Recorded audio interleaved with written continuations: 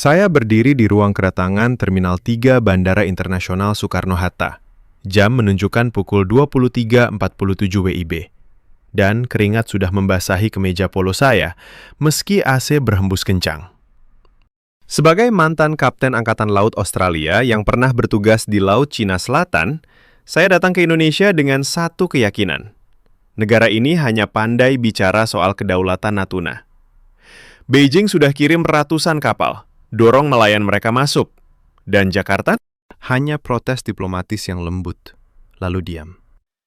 Saya pikir seminar maritim ASEAN di Jakarta ini hanya formalitas.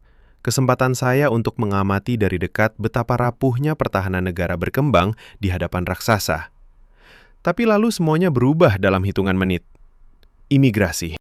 Saya bawa paspor Australia, visa bisnis, dan surat undangan resmi dari Kementerian Luar Negeri. Antrean panjang, tapi gerakannya cepat. Petugas wanita berkerudung hijau muda tersenyum tipis. Mata menatap layar, jari mengetik tanpa ragu.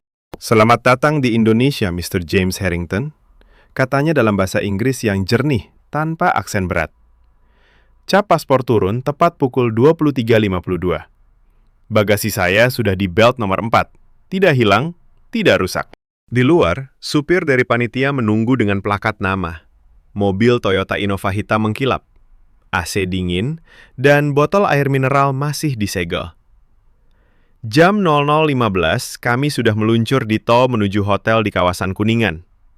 Saya diam di kursi belakang, memandang lampu-lampu Jakarta yang tak pernah mati. Dulu saya baca laporan intelijen, kemacetan parah, korupsi, infrastruktur rapuh. Tapi jalan tol ini mulus. Kamera CCTV setiap 200 meter. Patroli polisi lalu lintas terlihat rutin. Radio supir menyala pelan. Berita malam menyebut patroli gabungan Bakamla TNI di Natuna Utara berjalan lancar. Saya tersenyum sinis dalam hati. Lancar katanya. Besok saya akan dengar briefing, lalu pulang dengan catatan yang sama. Indonesia berani di meja perundingan, tapi takut di laut. Pagi harinya, pukul 8.30 tepat, saya sudah duduk di ruang rapat lantai 12 Gedung Kementerian Pertahanan. Udara sejuk, proyektor menyala, tidak ada drama kopi susu yang lama. Kolonel Laut TNI AL yang menyambut saya, namanya Letkol Bagus Priambodo, berpakaian dinas lengkap, tapi sikapnya santai. "Kita langsung ke data, Kapten," katanya sambil membuka slide pertama. Peta digital Natuna muncul. Bukan peta biasa, ada overlay satelit real-time, garis batas ZEE Indonesia yang tegas sesuai UNCLOS. Titik-titik koordinat kapal asing yang tercatat dalam 72 jam terakhir. Pukul 04.17 kemarin, kapal Coast Guard China nomor 5402 memasuki zona 12 nautical mile dari Pulau Natuna Besar. Ujarnya datar. "Kami hubungi via radio channel 16 Internasional. Respons kami, ini wilayah yurisdiksi Indonesia. Segera keluar atau kami paksa sesuai prosedur hukum." Saya angkat alis. "Dan mereka keluar?" Letkol Bagus tersenyum kecil. Pukul 5.42. Tanpa insiden. Kapal kita, KN Pulau Dana 323 dan KN Pulau Rote 322, tetap di posisi. Nelayan lokal kami juga melapor via aplikasi yang kami beri nama Jaga Laut. Ada 47 nelayan yang ikut pantau pagi itu. Saya catat di buku notes.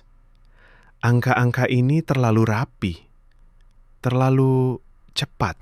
Saya pernah lihat di Laut Cina Selatan bagaimana kapal Cina bermain cat and mouse berbulan-bulan. Tapi di sini, dalam waktu kurang dari 90 menit, mereka mundur. Sesi berlanjut dengan data. Tidak ada pidato nasionalisme berapi-api, hanya fakta. Jumlah hari patroli tahun ini sudah 312 hari tanpa putus.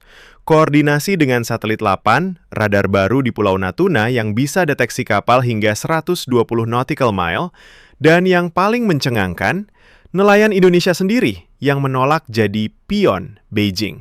Mereka tolak tawaran uang, tetap pakai bendera merah putih, dan lapor langsung ke Bakamla. Saya keluar ruangan pukul 11.15 dengan kepala penuh tanda tanya. Di koridor, seorang staf sipil menawarkan saya secangkir kopi Robusta panjang dari Lampung. Panas, pahit, tapi bersih. "Bapak dari Australia ya?" tanyanya ramah. "Semoga suka di sini. Natuna itu bukan cuma pulau, itu rumah kami." Saya mengangguk, tapi dalam hati masih ragu. Malam ini saya akan terbang ke Tanjung Pinang. Besok pagi naik kapal patroli. Saya ingin lihat sendiri apakah semua ini hanya pertunjukan atau Indonesia benar-benar punya cara baru untuk jaga lautnya tanpa harus main api. Karena kalau benar, maka selama ini dunia, termasuk saya, telah salah besar. Pukul 14.20 sore itu, pesawat ATR 72600 milik Wings Air mendarat mulus di Bandara Raja Haji Fisabilillah, Tanjung Pinang. Hanya 55 menit dari Batam, tapi rasanya seperti masuk ke dunia lain. Saya turun dari tangga pesawat. Angin laut langsung menyengat hidung. Campuran garam dan bau solar kapal. Tidak ada keramaian turis yang berisik. Hanya beberapa prajurit TNI AU yang berdiri tegak di sisi landasan. Seragam lorengnya rapi. Senjata di bahu, tapi sikapnya santai. Seorang Letnan 2 bernama Rico menyambut saya dengan jabat tangan kuat. "Captain Harrington, selamat datang di garis depan," katanya sambil membawa tas saya ke mobil pickup double cabin yang mesinnya sudah menyala. "Kita langsung ke dermaga. Kapal akan berangkat pukul 17 sharp." Mobil meluncur keluar bandara. Jalan aspalnya mulus, gak ada lubang yang menggoyang. Di kiri kanan, rumah-rumah panggung nelayan bercat warna-warni. Anak-anak bermain bola di lapangan kecil. Ibu-ibu mengeringkan ikan di atas para bambu. Radio mobil menyala di frekuensi lokal. "Patroli hari ini normal. Kapal asing tetap diawasi." Tidak ada nada panik. Hanya rutin. Saya duduk di depan, memandang laut yang mulai terlihat di ufuk. Prasangka saya masih kuat. Saya pernah ikut latihan bersama US Navy di Filipina. Kapal Cina selalu menekan, mendorong batas, membuat orang lelah. Indonesia?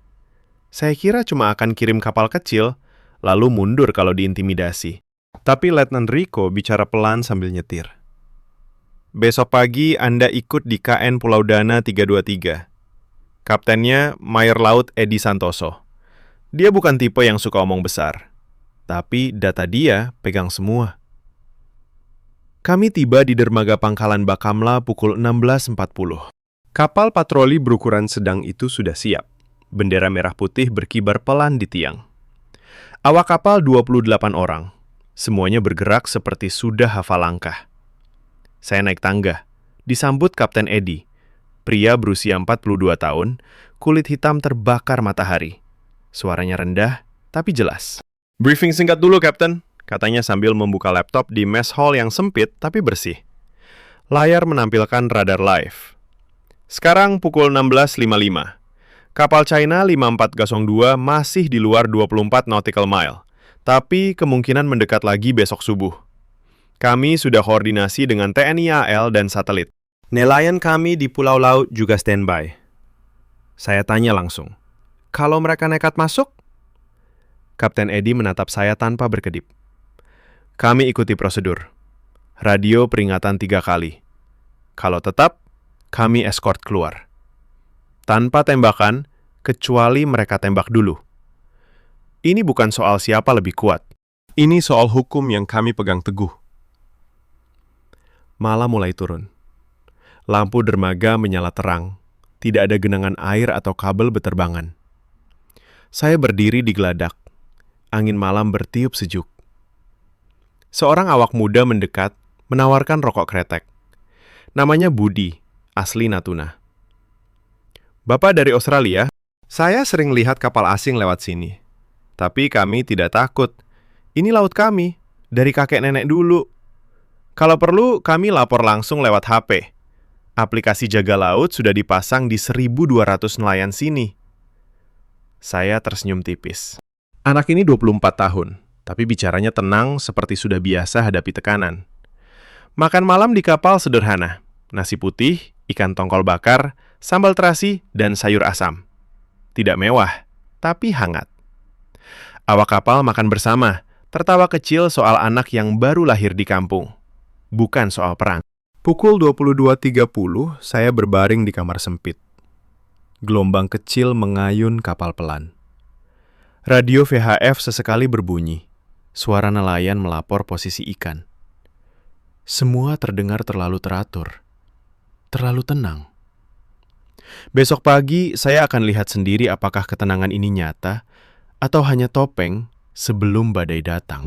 Karena kalau Cina benar-benar mendekat dan kapal ini tetap di posisi tanpa gentar, maka saya harus mulai pertanyakan semua yang saya yakini selama ini tentang Indonesia. Pukul 4.15 dini hari, mesin KN Pulau Dana 323 sudah bergetar pelan. Saya berdiri di bridge, memegang secangkir kopi hitam panas yang diberikan jurumudi. Kabut tipis masih menyelimuti permukaan laut Natuna. Cahaya lampu navigasi kapal memantul di air hitam. Kapten Edi berdiri di samping saya. Tangannya memegang radio. Suaranya tenang saat memerintahkan awak memeriksa radar sekali lagi. Kita berangkat sesuai jadwal, katanya. Tujuan patrol, 35 nautical mile ke utara, zona yang sering dimasuki. Kapal meninggalkan dermaga Tanjung Pinang tepat pukul 4.30. Tidak ada sirene dramatis, hanya lampu merah putih yang menyala teratur. Saya lihat dari jendela bridge. Di pelabuhan, ada 3 kapal patroli lain yang sudah siap ganti shift. Semuanya terlihat baru, dicat ulang, antena radar tegak. Bukan kapal bekas yang reyot seperti yang saya bayangkan dari laporan lama. Perjalanan menuju zona patroli memakan waktu hampir 3 jam. Laut malam itu tenang. Ombak hanya 1 meter. Saya duduk di kursi observasi, mendengarkan percakapan awak. Mereka bicara soal cuaca, stok bahan bakar, dan anak-anak di rumah. Bukan soal musuh. Seorang teknisi radar bernama Andi, usia 28 tahun, menjelaskan layar di depannya. Ini radar baru dari kerjasama dengan Jepang dan Korea.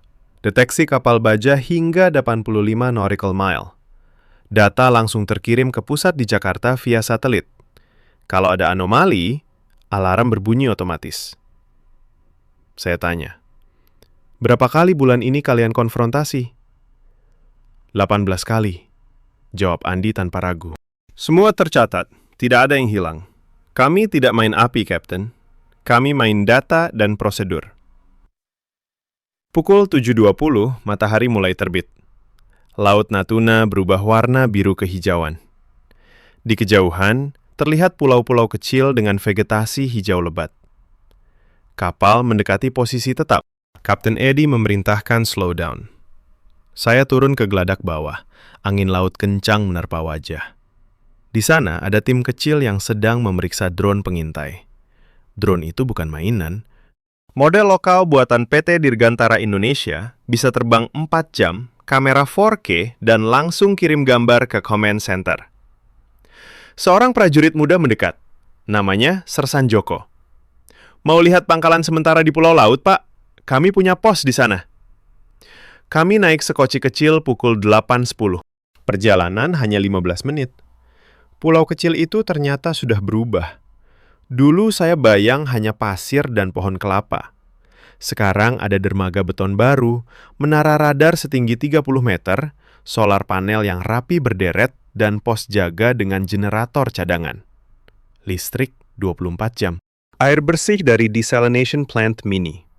20 nelayan lokal sedang bantu bongkar logistik. Kepala desa, Pak Haji Rahman, usia 58 tahun, menyambut kami dengan senyum lebar. Rumahnya sederhana, tapi ada antena parabola dan wifi kuat. Dulu susah sinyal sekarang, Pak. Berkat program pemerintah, kami pasang aplikasi jaga laut di HP semua orang. Kalau lihat kapal asing, foto, kirim koordinat. Dalam 5 menit, sudah sampai ke Bakamla. Saya duduk di teras bambu. Minum air kelapa segar. Pak Haji cerita pelan. Tahun lalu, kapal China tawarkan kami 50 juta rupiah tiap bulan kalau mau pakai bendera mereka. Kami tolak. Ini laut kami. Anak saya sekolah di Tanjung Pinang sekarang, pakai beasiswa dari dana laut. Kami tidak mau jadi alat orang. Saya diam. Prasangka saya mulai retak. Bukan karena pidato besar, tapi karena detail kecil. Nelayan yang punya HP Android biasa, aplikasi gratis, dan bangga melapor. Infrastruktur yang dibangun pelan tapi konsisten. Tidak ada kesan panik atau miskin. Pukul 10.45, kami kembali ke kapal induk. Radar sudah menangkap titik mencurigakan. Kapten Eddie memanggil saya ke bridge. Kapal 5402 lagi mendekat. Kecepatan 12 knot. Jarak sekarang 28 nautical mile. Kami siap. Saya pegang teropong. Jantung saya mulai berdegup. Ini saatnya. Apakah Indonesia akan mundur? Atau benar-benar tegas? Radio channel 16 berbunyi. Suara operator Bakamla jelas dan dingin. Vessel 5402, this is Indonesian Coast Guard. You are entering Indonesian EEZ. Please alter course immediately. Tidak ada teriakan, hanya fakta. Dan saat itulah, saya mulai melihat dunia yang berbeda. Pukul 11.05, radar berbunyi pelan tapi tegas. Titik hijau di layar bergerak mendekat. Saya berdiri tepat di belakang Kapten Eddie. Tangan saya dingin meski udara di bridge panas karena sinar matahari yang menembus kaca. KN Pulau Dana 323 sudah berada di posisi tetap, mesin idle. Bendera merah putih berkibar kencang di tiang. Jarak 18 nautical mile, kata operator radar Andi, suaranya tetap datar. Kecepatan mereka 14 knot, arah langsung ke zona kita. Kapten Eddie mengangguk sekali. Tidak ada perintah panik. Ia angkat radio VATF, saluran 16 internasional. Suaranya jernih tanpa emosi berlebih.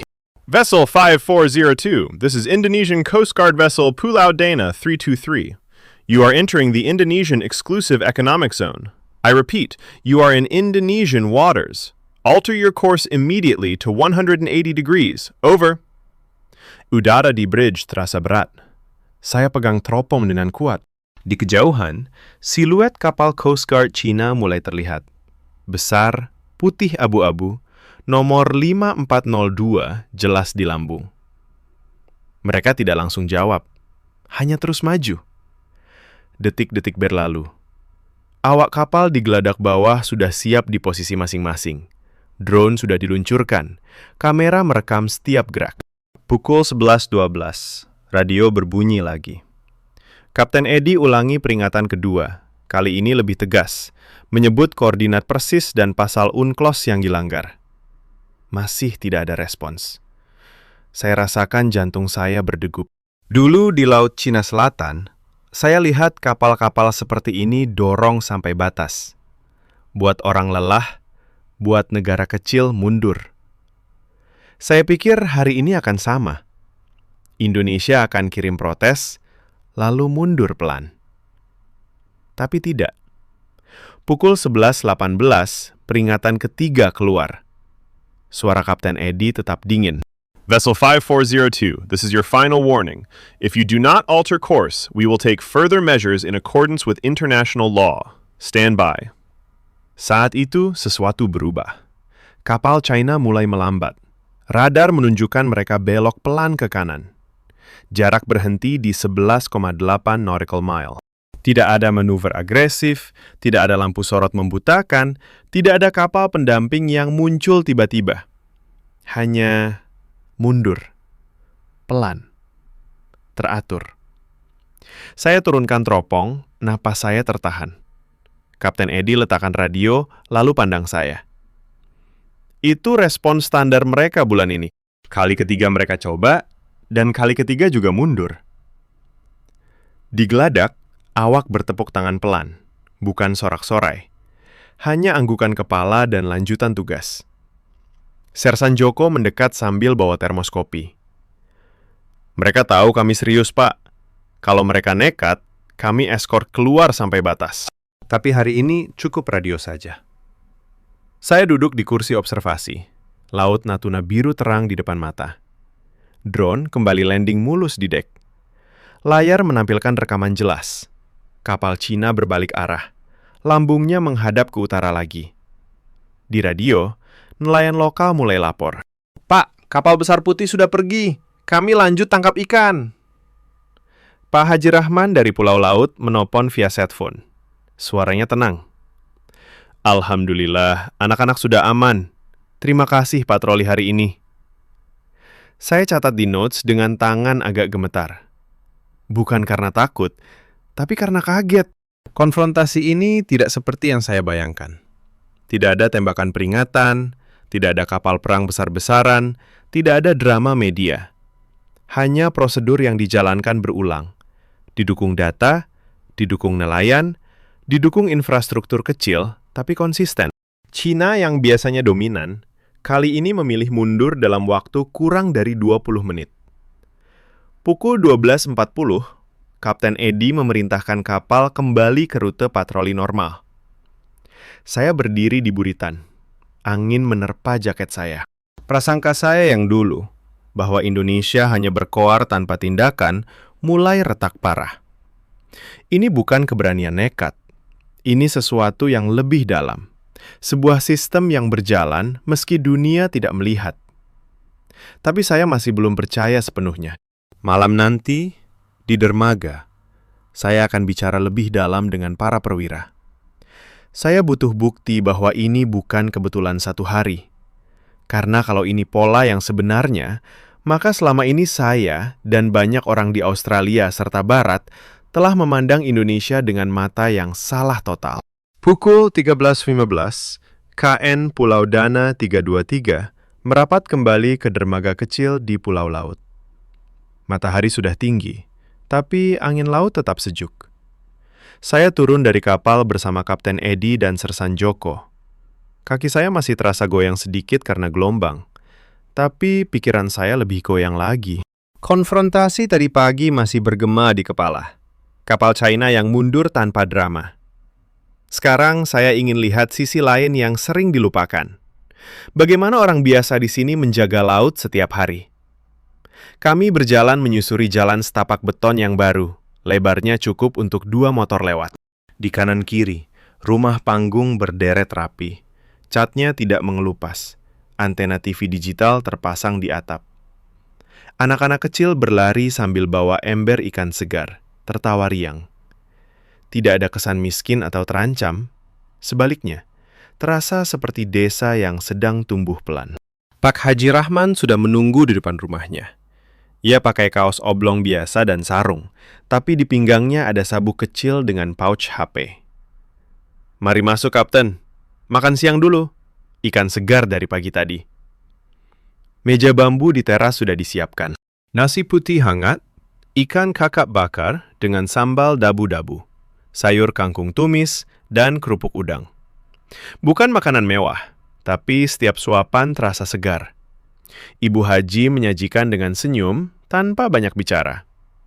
Saya duduk bersila di tikar. Angin laut masuk lewat jendela tanpa kaca. "Kapal itu tadi sudah pergi ya, Pak?" tanya Pak Haji sambil menuang air kelapa muda. Suaranya pelan, tapi bangga. "Saya lihat sendiri," jawab saya. "Mereka mundur dalam 20 menit. Pak Haji mengangguk. "Alhamdulillah. Kami di sini sudah biasa. Tiap pagi sebelum melaut, saya cek aplikasi jaga laut. Kalau ada titik merah, kami putar balik atau lapor." Kemarin tetangga saya, Pak Ahmad, foto kapal kecil Cina yang mendekat terlalu dekat jaring. Dalam 8 menit, Bakamla sudah konfirmasi. Itu yang bikin kami tenang.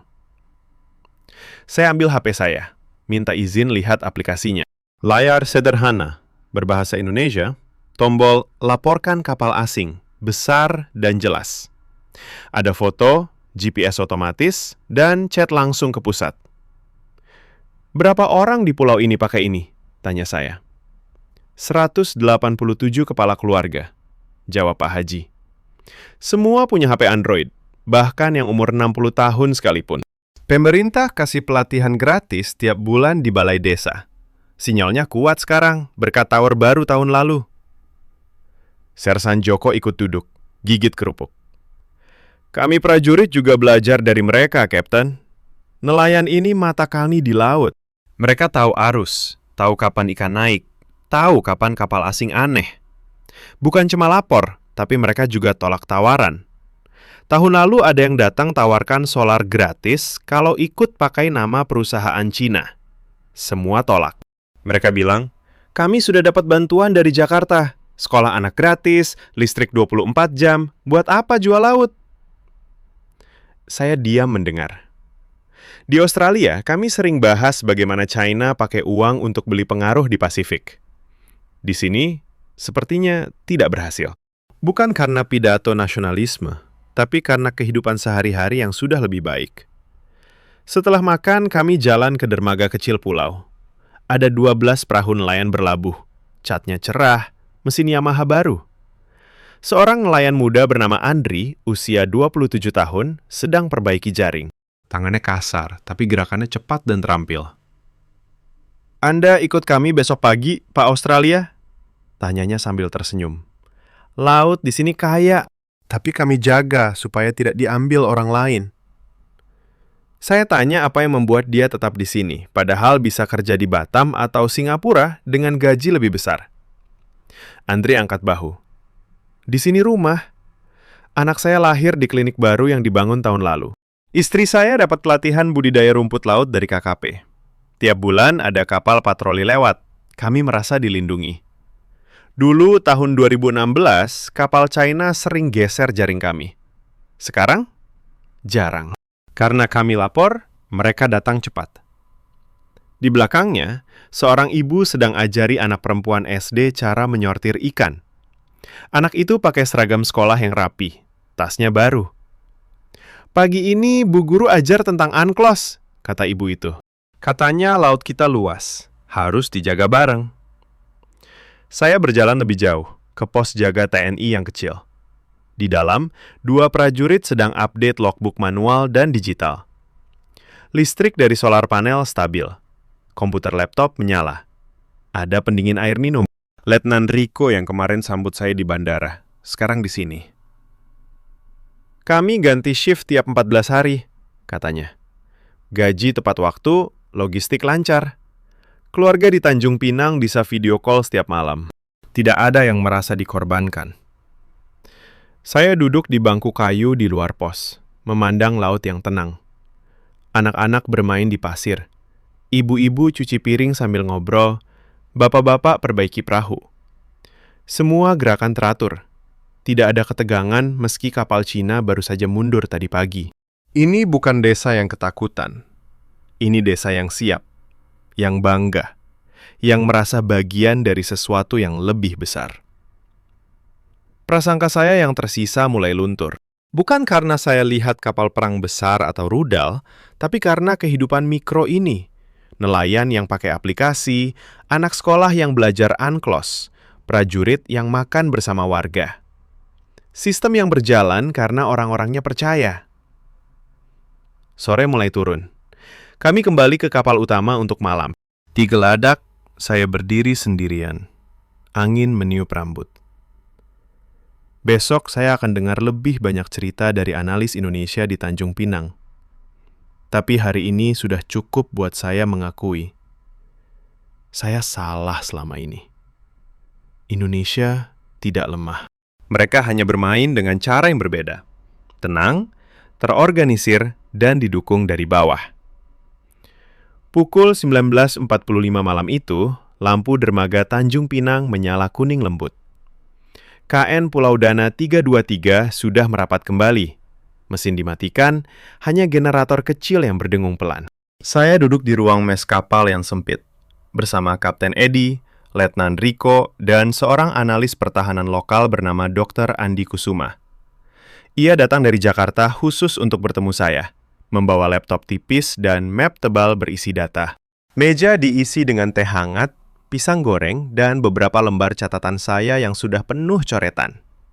Dr. Andi, pria berusia 45 tahun berkacamata, berbicara dengan suara pelan, tapi tajam. Captain Harrington, Anda lihat sendiri hari ini. Bukan sekali, tapi pola yang berulang sejak 2020. Mari kita buka data mentahnya. Ia buka layar laptop. Grafik muncul. Garis biru menunjukkan jumlah insiden kapal China di Natuna tiap bulan. Puncak tahun 2019-2020, lalu turun drastis setelah 2022. Ini bukan karena China jadi baik hati, katanya sambil zoom grafik. Ini karena respons kita konsisten. Setiap masuk diperingatkan. Setiap laporan nelayan diproses dalam 10 menit. Satelit 8, radar baru, dan aplikasi jaga laut membuat gray zone taktik mereka kehilangan gigi. Saya sorong note saya. Tapi di Australia, kami dengar Indonesia takut konfrontasi. Hanya protes keras di PBB. Lalu diam. Dr. Andi tersenyum kecil, bukan mengejek, tapi seperti sudah sering dengar itu. Itu narasi lama. Lihat jam berapa sekarang. Pukul 20.05. Di Pusat Komando Jakarta, shift malam sudah mulai. Mereka pantau 24/7, bukan cuma saat ada berita. Tahun lalu, ada 214 insiden. 212 selesai dengan radio dan eskort. Hanya 2 yang naik ke level diplomatik. Tidak ada tembakan, tidak ada kapal tenggelam. Tapi kedaulatan tetap dipegang. Kapten Edi ikut bicara, tangannya memegang gelas teh. Saya lahir di Natuna, Kapten.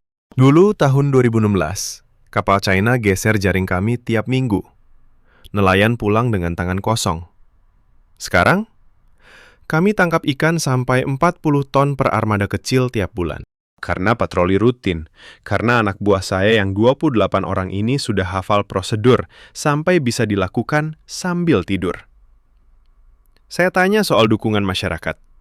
Dr. Andi buka slide lain. Survei internal Kementerian Pertahanan. Angka 87% nelayan Natuna merasa lebih aman dibanding 5 tahun lalu. Bukan survei online murahan, tapi wawancara langsung di 42 pulau. Mereka bukan pion.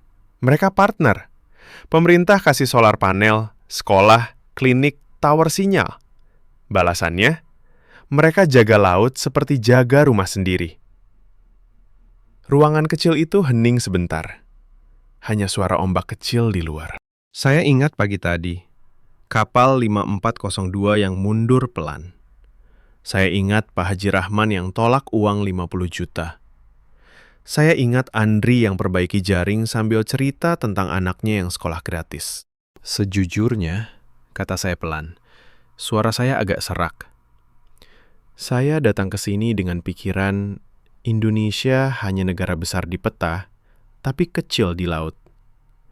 Saya pikir kalian akan kalah pelan-pelan. Tapi hari ini, saya lihat sistem yang berjalan. Bukan heroik sinetron, tapi seperti mesin jam yang tepat waktu. Dr. Andi mengangguk. Itu yang dunia sering lewatkan.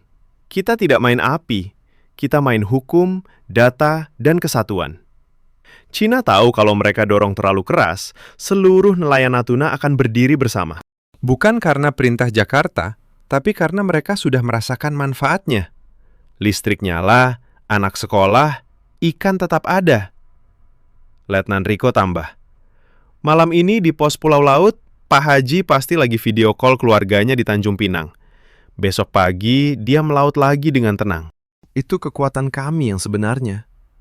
Saya bersandar di kursi, pandang keluar jendela kecil ke laut hitam yang berkilau lampu kapal. Gelembung skeptisisme di dada saya pecah pelan. Bukan meledak dramatis, tapi seperti balon yang ditusuk jarum. Saya yang dulu yakin Australia harus lebih keras hadapi China, sekarang melihat negara seperti Indonesia bisa tegas dengan cara yang lebih pintar.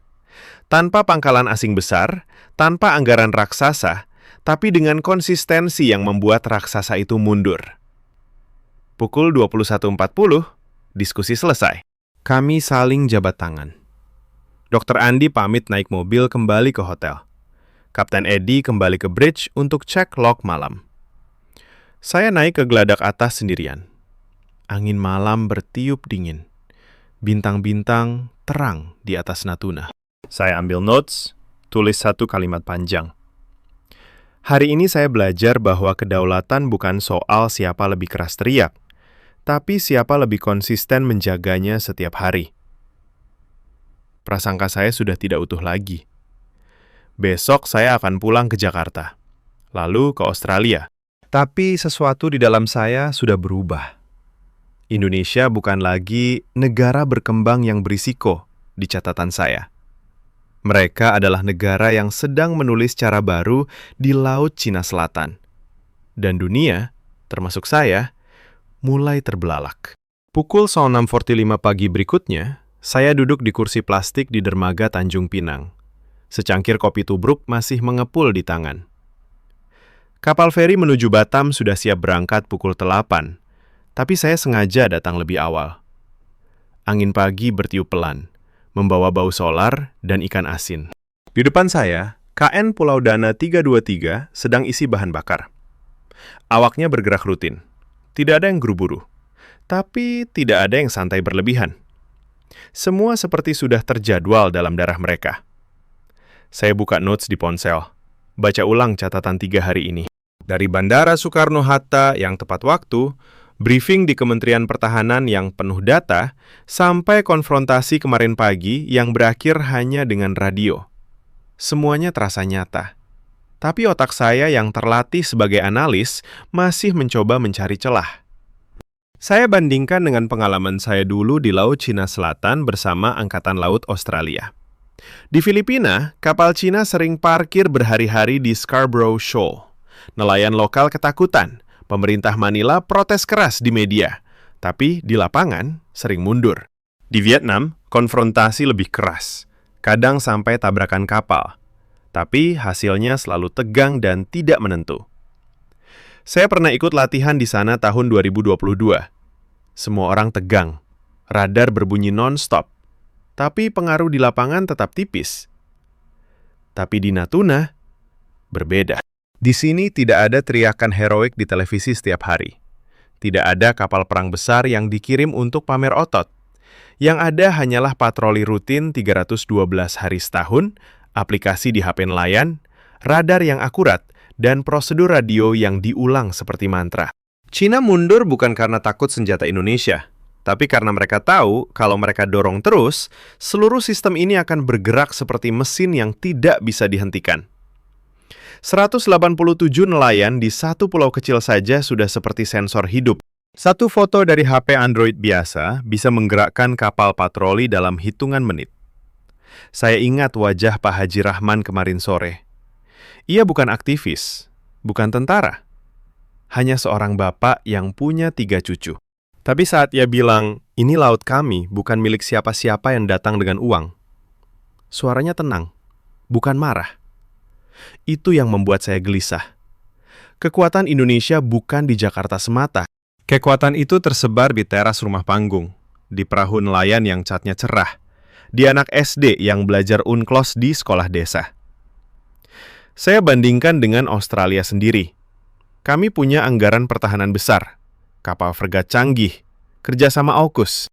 Tapi di Pasifik, pengaruh Cina tetap merayap lewat pelabuhan dan pinjaman.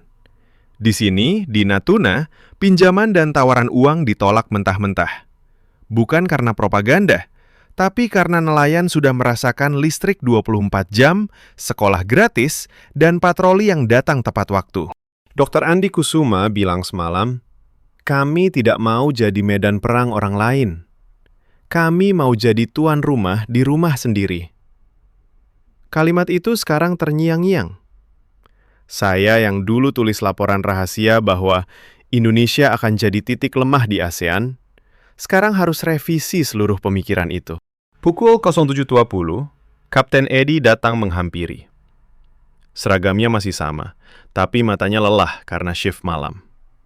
Ia duduk di sebelah saya, tawarkan rokok kretek. Saya tolak, tapi terima secangkir kopi lagi. Anda pulang hari ini, Kapten? Tanyanya. Iya, besok saya sudah harus presentasi di Canberra. Kapten Edi mengangguk pelan. Ceritakan apa yang Anda lihat. Bukan soal kami hebat, tapi soal kami konsisten. Itu saja. Kata-kata itu sederhana, tapi menusuk. Saya lihat ke laut. Di kejauhan, sebuah kapal patroli lain sedang berangkat. Bendera merah putih kecil tapi tegas. Tidak ada sorak. Hanya gerakan biasa seorang negara yang sedang menjaga rumahnya dengan tenang. Saat itu, saya akui dalam hati, Saya salah. Bukan sedikit, tapi sangat salah.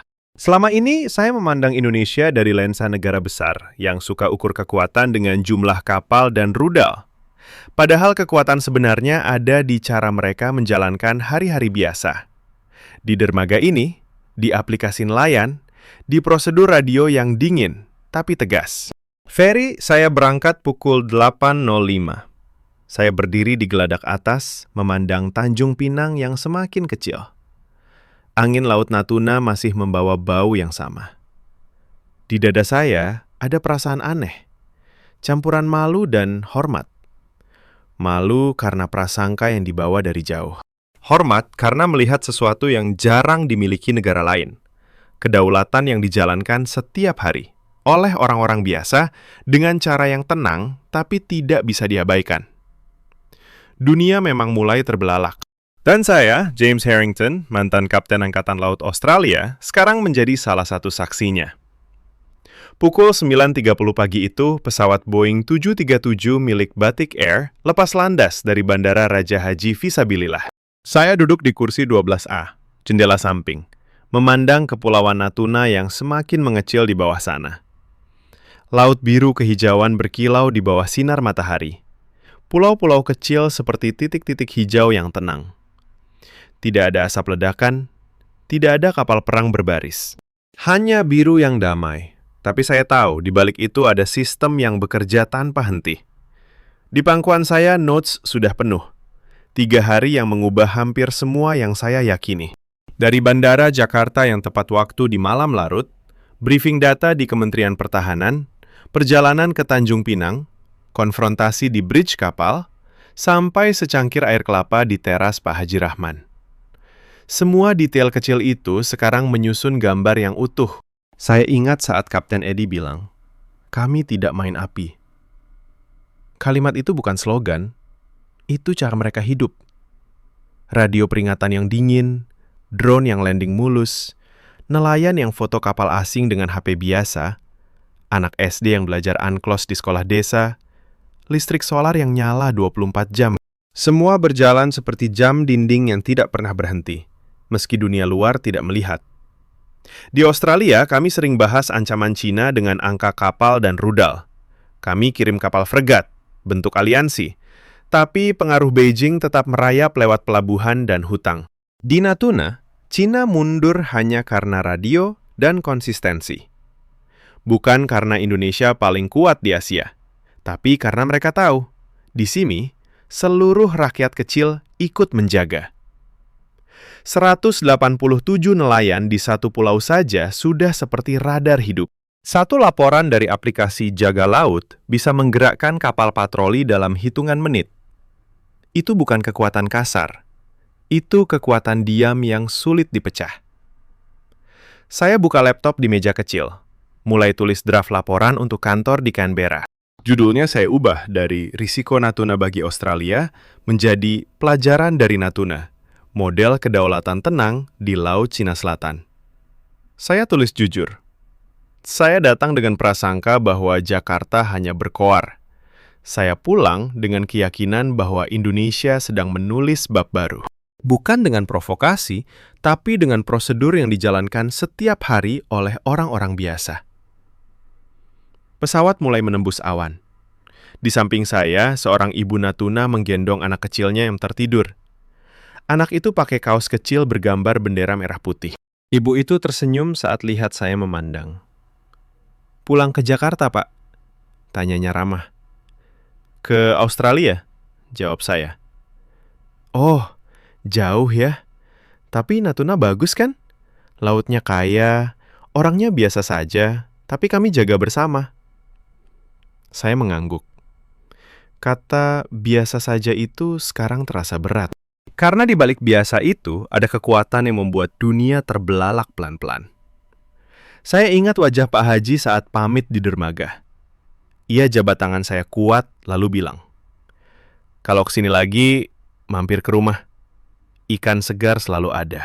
Laut ini bukan cuma milik kami, tapi kami yang jaga." Pesawat mendarat di Soekarno-Hatta pukul 11.50. Terminal 3 ramai, tapi teratur. Imigrasi cepat, bagasi keluar tanpa lama. Supir panitia sudah menunggu dengan mobil yang sama seperti hari pertama. Di perjalanan ke hotel, radio berita menyebut patroli rutin Bakamla di Natuna berjalan lancar hari ini. Saya tersenyum sendiri. Dulu saya akan anggap itu omong kosong propaganda. Sekarang saya tahu, itu fakta harian. Malam harinya, di kamar hotel Kuningan, saya buka jendela. Lampu Jakarta berkelap-kelip.